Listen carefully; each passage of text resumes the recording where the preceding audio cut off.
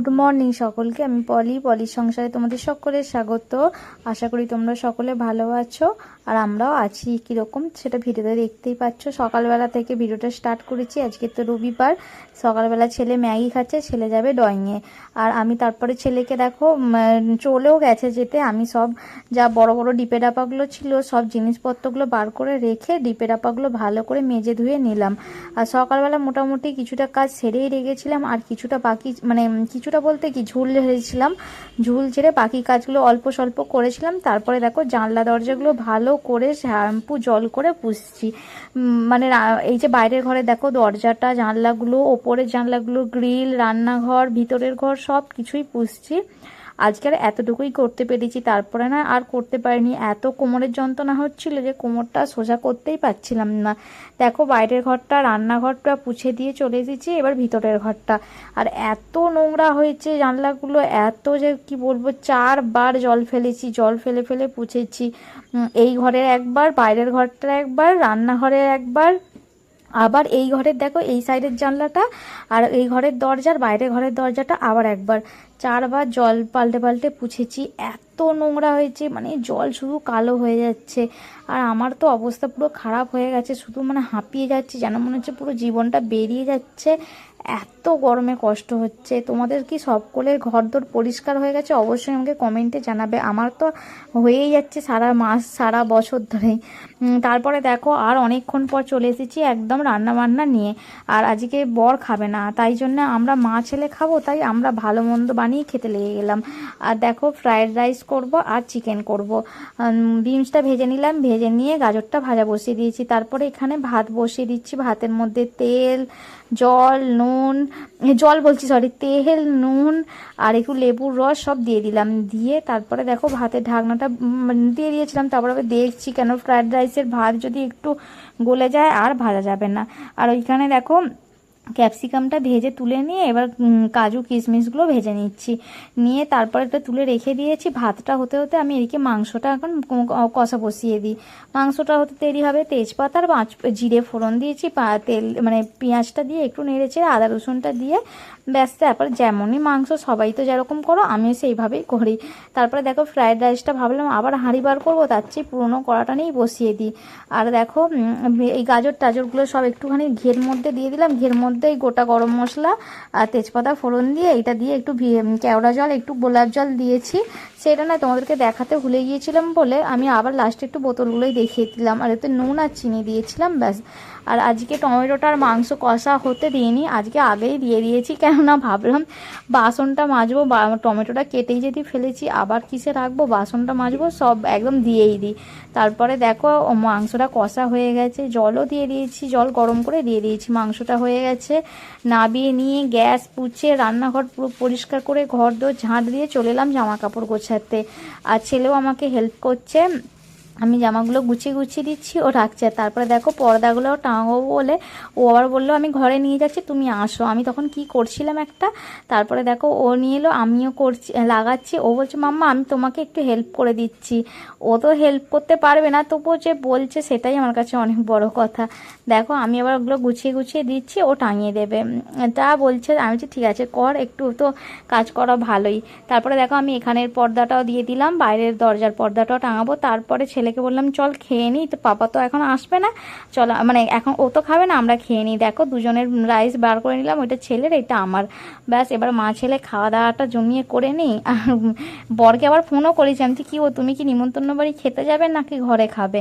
ও তখন খাচ্ছে সেইখানে, ও বললো আমি খাচ্ছি তো এখন। আর বললাম ঠিক আছে তাহলে খেয়ে দে, আমিও কাজ টাজ সব সেরে নিয়ে তাহলে শুয়ে পড়ি মা ছেলে।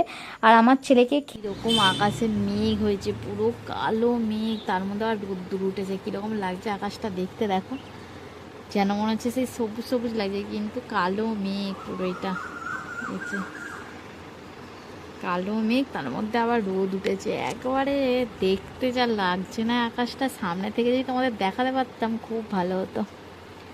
পুরো আকাশটা দেখো, পুরো কালো কুচকুচ করছে, একদম জোর বৃষ্টি আসবে মনে হচ্ছে।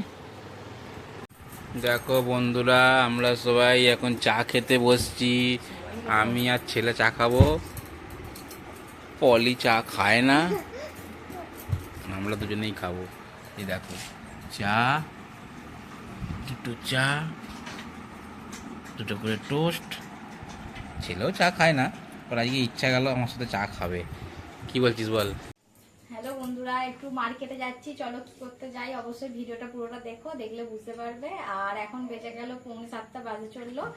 আর চলো যাই, আজকে আর এখন পেরিস পকর করবো না, গেলেই তোমরা বুঝতে পারবে ভিডিওটা, তার জন্য পুরো ভিডিওটা দেখতে হবে। অবশ্যই তোমরা পুরো ভিডিওটা দেখো, আর ভালো তো লাগবেই। আর চলো এখন মতো যাই। এই যে ভিতরে চলে এলাম, আর ছেলে জামা কাপড় কিনতে এসেছি। কি কি জামা কাপড় কিনেছি অবশ্যই তোমরা দেখতে পাবে। আর আজকে হয়তো ভিডিওটা দেখাতে পারবো না, মানে দেখাতে পারিনি, কালকের ভিডিওতে তোমাদের সাথে শেয়ার করব আমি কি জিনিসপত্র কিনেছি।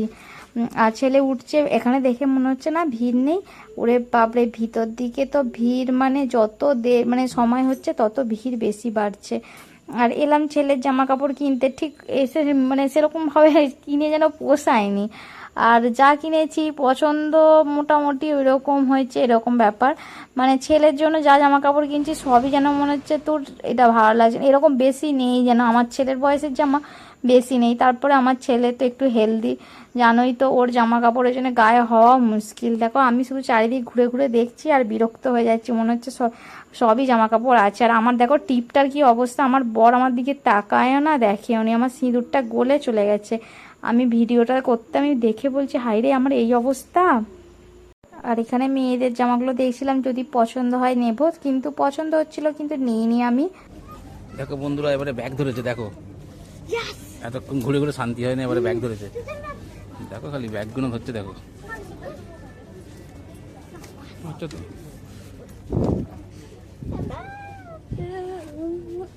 দেখো খালি কিরম ব্যাগগুলো দেখছে, দেখো খালি। আর এই দেখো না মস্তি করছে। হুম হুম হুম হুম তো দোকানে পাওয়া যাবে না, এই বাচ্চা বাচ্চা মেয়েরা পরে এইগুলো, বাচ্চা মেয়েরা পরে স্কার্ট, আমি জানি তো, দেখছো তো।